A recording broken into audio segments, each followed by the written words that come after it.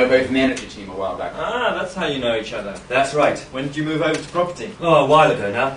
Everything all right? Where? Over at your end? Yeah, why? Everything all right? Yeah, of course. Well, no, actually, I'm a bit peed off. Oh yeah? What's up? Nothing. I don't want to talk about it. Oh.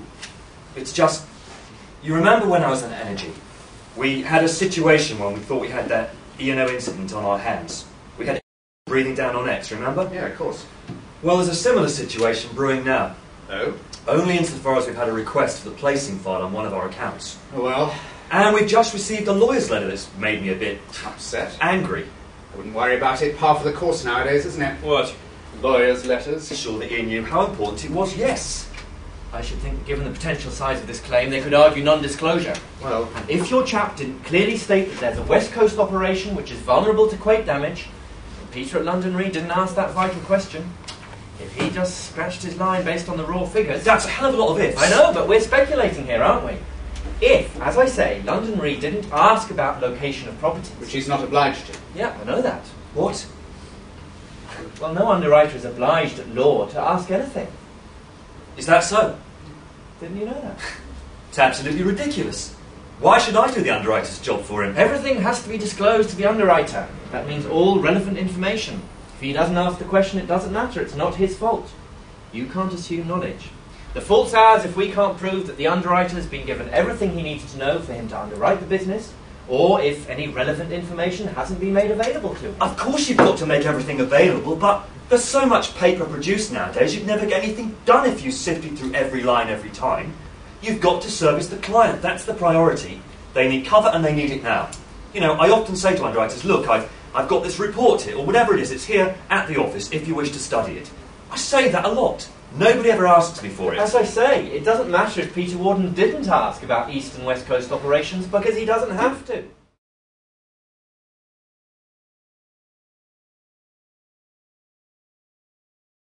You want to know what happened? I'll tell you what happened. There was a fire, weren't there? The whole lot went up, lost the lot, everything. Floor, ceiling and everything in between. It was going to be beautiful. I mean, we were that close to opening. Putting the final touches to it, polishing the mirrors, installing the gym equipment, we were that close. Working flat out to get it done before the inspectors came round and the bloody thing caught fire. Went up in flames, building completely destroyed. Gutted. 2 million quid's worth of fittings and contents, torched, lost a lot, everything. What a shambles, eh? And if that weren't enough, now I've got to fight it out with the insurance companies. Because true to form, they don't want to pay up, do they? But I believe we have rectified the situation, have we not? As far as it goes, yeah, I'd say so. Mind you, I say that off the record, and what do they say? Without prejudice, you understand? I don't want your lawyers using anything I'm saying here against me. I've still got some issues with you understand? Absolutely. Good.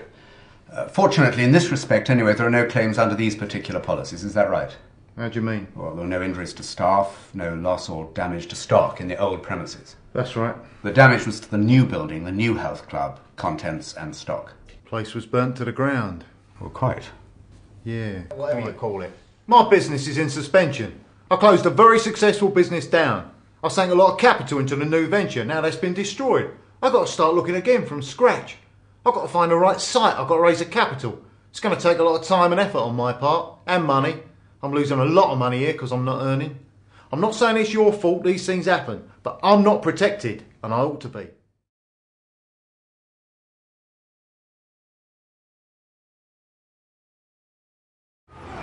If there are winners, there must be losers.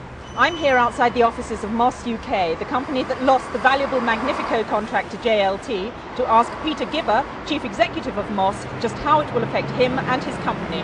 Mr. Gibber, Harriet Winter, City Financial News. No comment. How will the loss of the Magnifico contract affect you and your company? I have no comment. Mr. Gibber, does the fact that JLT seems to be making inroads into your key client base cause you any concern? Not at all. No comment. Mr. Gibber, will there be any repercussions? Excuse me. Mr. Gibber, so JLT are not a... Get out of my way!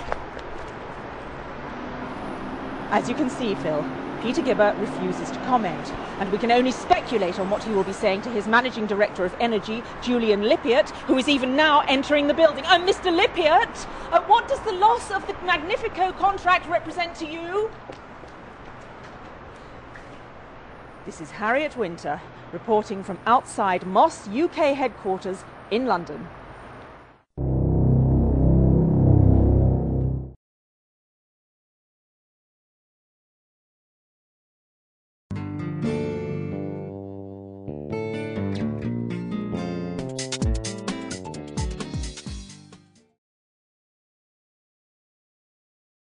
You've got to admit the whole thing could have been handled a lot better. I don't see that. Yeah, well, that's because you were in the privileged position of knowing what was going on.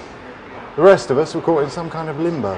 My role, as far as I could see it, was going to disappear. I couldn't see any future there for me. It was only going to be a matter of time. Once electronic trading was up and running, I knew there'd be no role for me anymore. You couldn't possibly have known that, Andy. That was only your perception at the time. Electronic trading was coming. That was the big message. It was going to change the way everything was done, save work, save money. Nobody quite knew what difference it was going to make, but we all knew that it was going to have an impact. Money. All depends on your attitude. Yeah, well, my attitude back then was you can stuff your system. Well, there you are. Well, look, you were talking a while ago, right? There were a lot of concerns around about how it was going to affect things. The brokers were all scared stiff. It was going to put an end to face-to-face meetings. That's true, but it didn't. Yeah, but you didn't know that at the time, did you? Look, I'm going to go and get a coffee. What? They sent you along, did they? Yeah, well, it just shows you what the rest of them are like. No, it's becoming critical for us. Obviously, we can't carry on trading in the same old way if the rest of the world is doing business online. Doesn't make sense economically. Well, yes, there's been a fair amount of interest in electronic trading for a while now, especially from companies like yours who were, you know, a little slow on the uptake initially. Oh, I still meet people. It's an important part of the job. I wouldn't lose it for the world. The difference is now I can plan my meetings. I meet the people I've arranged to see. I don't carry great bundles of files around anymore. I don't wait around the market standing in line for a spec meeting with someone who'd rather be speaking to someone else. I don't have to take someone through a 200-page document if I don't want to. I send him a message and tell him to go through it in his own time. Then we meet. And when I do see someone for a face-to-face, he knows why I'm there because I've already spoken to him about it. And he's already studied the file.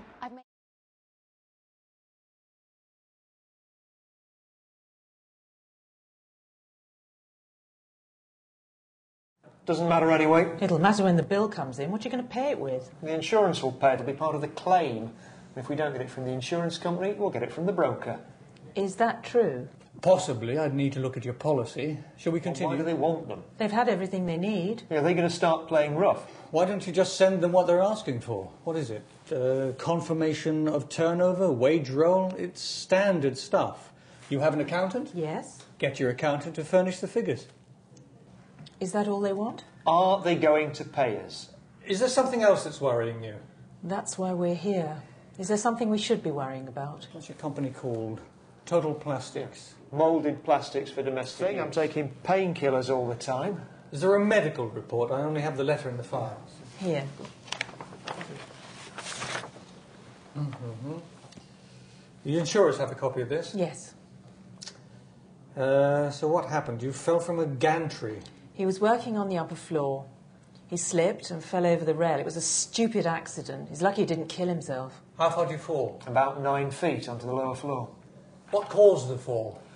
Probably slipped on some pellets. He tripped. It's a new floor. He's not used to it. You had a new floor put down? But the whole mezzanine's new. Oh, I see. You had a new mezzanine floor installed. You mentioned pellets. Plastic pellets. The machine spits them out. You have to keep clearing them up. I was working a machine on the top deck. Probably missed a couple of pellets. They roll about all over the place. Made aware of it? Well, I don't think I was made aware of it. And even if somebody did mention it, I'm not sure I knew what it meant. I'd remember something like that. All right, good. There's something we can use here. There are 1 or 2 points to pursue. These are our options. We can pursue the insurance company. But as I say, they'll continue to argue the point, and in the end, I'm pretty sure you won't get everything you're asking for. And we can also, and I think probably more productively, go for the broker.